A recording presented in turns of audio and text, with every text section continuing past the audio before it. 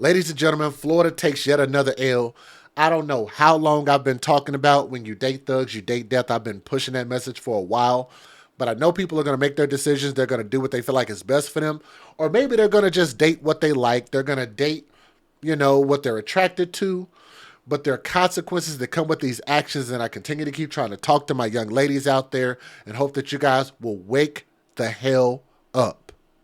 You're putting yourselves in danger. You're putting your children in danger. And it just makes me believe that you don't have that much self-worth. Like your value of yourself seems to be very low. And that's what I'm hoping to try to change with my words. Let me give you guys a disclaimer real quick so you'll understand before we dive into this topic. Some viewers may find the following content offensive and controversial. The information in this video comes from multiple sources, including court records, official police charges, news web articles, and interviews. This video commentary also contains my personal opinions about the facts of this story. The point is to use this story as a cautionary tale in hopes of preventing tragedies like these to children going forward. Viewer discretion is advised. That is your official disclaimer. Now, police say that a man fatally shot his pregnant girlfriend just days after a Florida jury acquitted him of murdering two men. Let's take a huge pause right there. First of all, he is accused of shooting his pregnant girlfriend, or was it his girlfriend? I'm not so sure that it was. I think what it was she just so happened to be the side chick.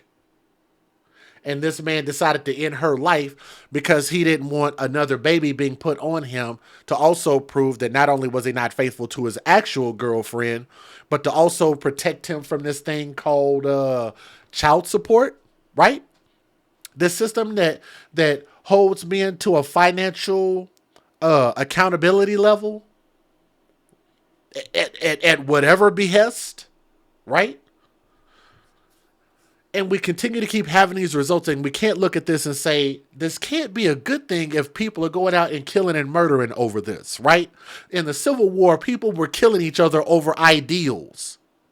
Over, we believe this, we believe that, and you know what? We're going to just fight it out to the death until one of us gives in. That's literally what's happening here. But to even go further than that, why are women attracted to murderers? Attracted to a man that was accused of... Matter of fact, he murdered two people. Let me say that. The difference is this man was found to not be guilty because they said that he acted in self-defense. He didn't deny murdering these men. Isn't that cold?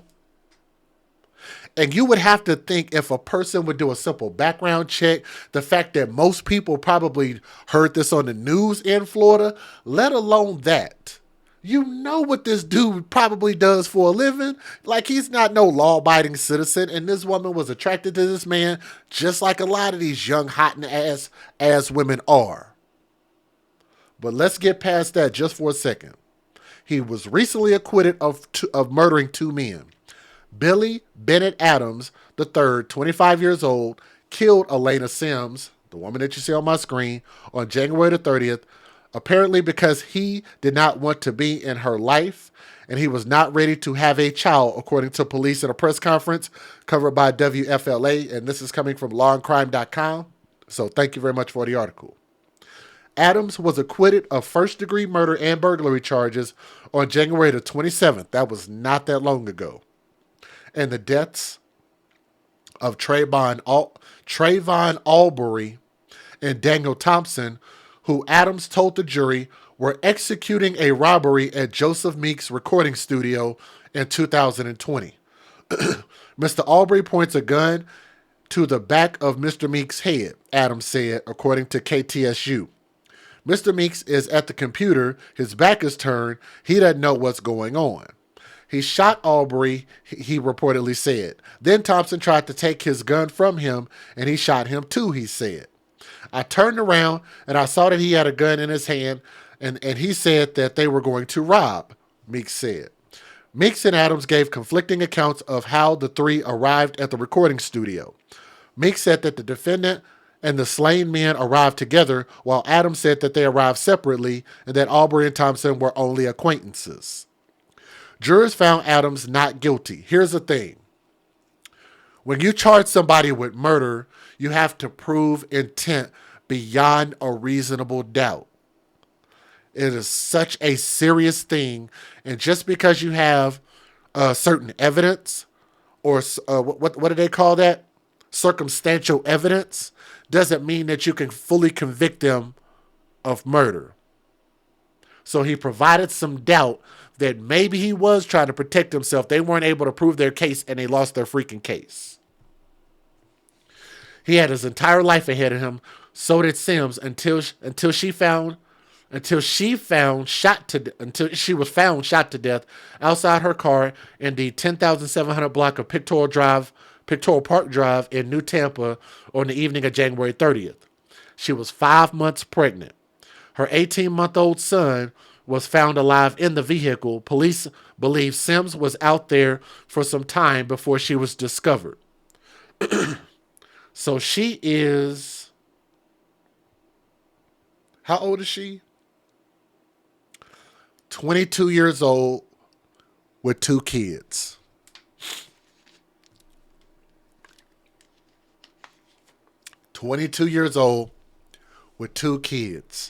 And I would ask, why are you making kids? What are you making kids for that early? You can't provide for yourself. You don't have a roof over your head. Probably don't have a suitable job to be able to take care of 2 kids. Why, are we just going to just flat out just act like condoms don't exist anymore? Like we're going to act like prophylactics don't exist? Like the Depo shot, the NuvaRing, and all of these different methods of not having kids don't exist. That's a choice. And I just think we're making the wrong choice to continue to keep bringing children into this world, and we're not ready to have all these kids. But anyway, so her 18-month-old son was with her, which is really sad. Investigators' impression is that Sims thought she was going to a party celebrating Adams' acquittal, police reportedly said. It seemed that she was lured out there. I'm sorry, I can't read. That she was lured out there, though authorities are working to determine how. One thing is clear, however. They said Adams pulled the trigger. Sims had been driving a 2021 Ford EcoSport, according to court documents. Police said that they spoke to the vehicle owner. During the interview, it was discovered that the victim had planned to attend a party for her boyfriend on the evening of that murder.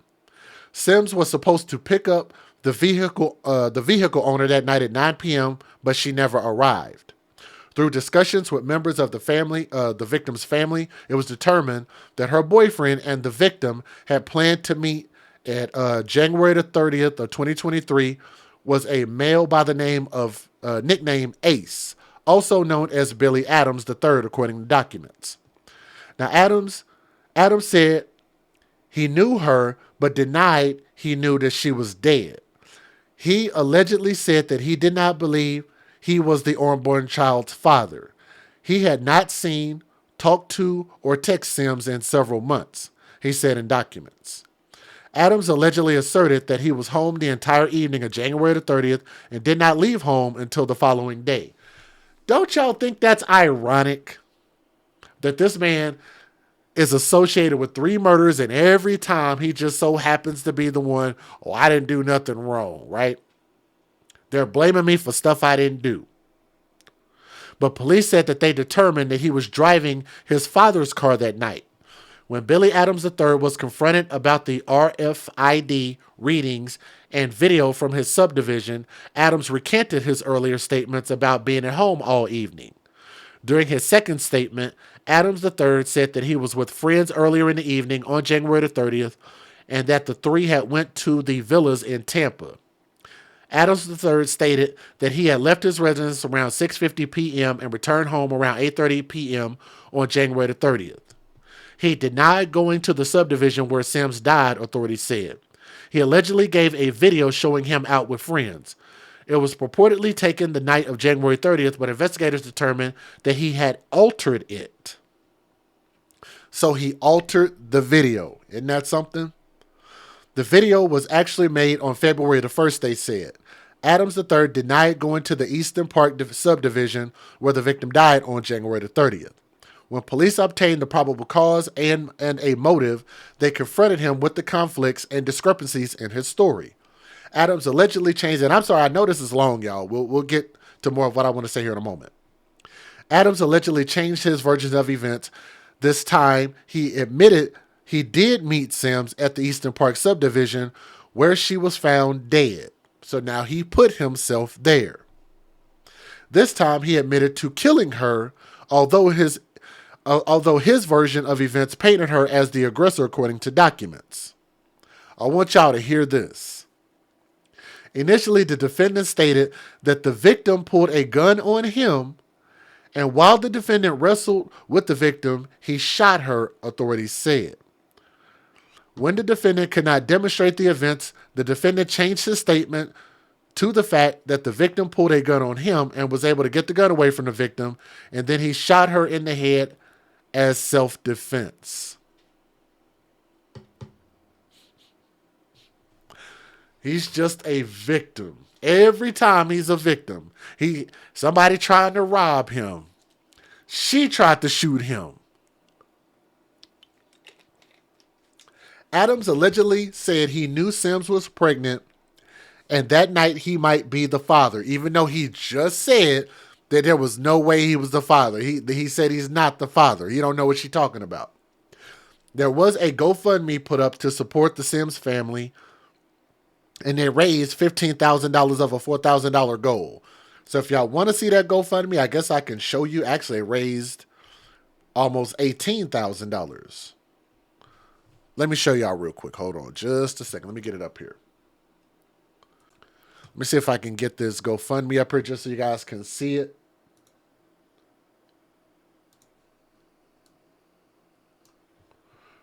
Right here. So again, I know some people think that I just hate GoFundMe altogether. I don't hate GoFundMe altogether, but what I hate is that people just go on through life with no life insurance, no plan for how they're going to take care of themselves or their family's going to take care of them when the inevitable happens. We're all going to die. We just don't know how we're going to die. We don't know when we're going to die. But that's why you have insurance. There's a high probability that we're going to die. But nonetheless, they asked for $4,000 and people felt enough love in their heart. They gave up about $18,000. So it is what it is. I don't know. Maybe put the rest of the money in a trust fund for the little child that survived. But let me give you guys the fair usage. We'll talk a little bit more about this thug lion here in a moment. Let's get it. Federal law allows citizens to reproduce, distribute, or exhibit portions of copyrighted motion pictures, videotapes, or video discs under certain circumstances without the authorization of the copyright holder. This is called fair use. It is allowed for purposes of criticism, news reporting, teaching, and parody, which doesn't infringe of copyright under 17 U.S.C. 107. And if you guys are listening to the sound of my voice, if you would help us out, we want to have one thumb up for everybody watching. So please click that thumbs up button, but you have to close the live chat to do it. Hit that thumbs up and share this video so more people can hear this story, because we're hoping to try to save lives, but we got to start spreading these stories a little bit more, okay? Here we go. Here's the part where I want y'all to catch this. This is literally like something out of First 48. Like, it's just unbelievable that this man has able to been kind of skirt the law the way that he did, and he was going to try to do it basically a third time. So I count that one time in court for those two murders as number one and number two. He got off on that. He said, tomorrow this shit is done. Adams III wanted to have his life and that she wouldn't be included. And think about how emboldened he is. It wasn't even 72 hours later before he killed this woman. Isn't that something? Yeah, they said he shot him in the back of the head. Well, how's that considered self-defense? Don't know. Like Florida screwed that up. The prosecutors screwed that up. That's the prosecutor's job. I think that they're going to end up losing their job after that. They screwed that up. You know, it's funny because the Innocence Project works to try to free men who are in jail, doing life sentences, doing a bunch of years, losing years of their life they can never get back behind things they actually didn't do. Then you have somebody like this who you have a large level of evidence proving his guilt, even some admissions by himself that proves that he was guilty of at least taking a few people's lives, putting himself at these locations, changing his story, which is lying. I don't know why that can't be considered perjury, providing false statements. Like that alone ought to be something lodged against you to say, you know what, we're not going to believe a lot of what you're saying, and we're going to convict you based on the thereafter, the facts after that point. Then you have these text messages, which I think that's probably the most damning thing, because now what that gives them is that gives them a clear and concise motive. You know why? Because of course it's easy to believe that he would have multiple girlfriends, because, you know, in the black community, our women love murderers. Our women love thugs. Our women love rappers and niggas that ain't shit. Right? Is that not the truth? So it's easy to believe that he's getting a lot of pussy out here in these streets. Excuse my language. He's smooth with it. He'll tell you whatever you want to hear, whatever you want to believe. Got him a girlfriend, then was sleeping with another chick on the side. Because when you're a rapper and you ain't working a job, you got plenty of free time on your hands. So it makes absolute perfect sense that he's like, you know what? I beat 2 murder charges. I could beat a 3rd one. It emboldened him. And she texted him and said, baby, this ain't the way to do this. And she was going to choose to stay with him anyway. Man, just, I don't know. You get what you get. You make your bed, you lay in it. Investigators say he had a more sinister plan in mind. And Mark, just to recap what happened during that hearing today, the judge heard arguments on both sides about that widespread gag order that the defense was asking for. After hearing everything, she decided she would deny the defense's request, but they could revisit it at a future date. Mark, back. So there you go. So I guess I can speak about it as much as I want to. But more than anything, I think we'll revisit this just to find out if he's actually held accountable this time. But even if he's not held accountable, there's people out there that know him, know what he's been accused of doing. And there's a bunch of women out there who probably will still date this man anyway. But then their family will feel sad, like, oh my God, he killed my baby, y'all. And then they want sympathy. They put up a GoFundMe and they want sympathy. And I'm like, why? Because we continue to put ourselves in a position to be victims rather than to be victors. Oops. Kind of like that I said that. I don't know if I've ever heard that before. I don't want to take credit for that if it's not mine, but I'd like to take credit for that. Instead of us being victims, we should want to be victors. And as long as we continue to keep behaving in this way, this young lady lost her life. I can't say that I feel bad for her. I feel bad that her unborn child suffered because of this, and that her 18-month-old son also suffered behind this. But I don't think they're going to learn anything. They're going to continue to just do what they want because it's their body, it's their choice, right? So it is what it is, man. But we'll do an update on this story to let you guys know how many life sentences they get us, man, if they even give him any, okay? Thank you.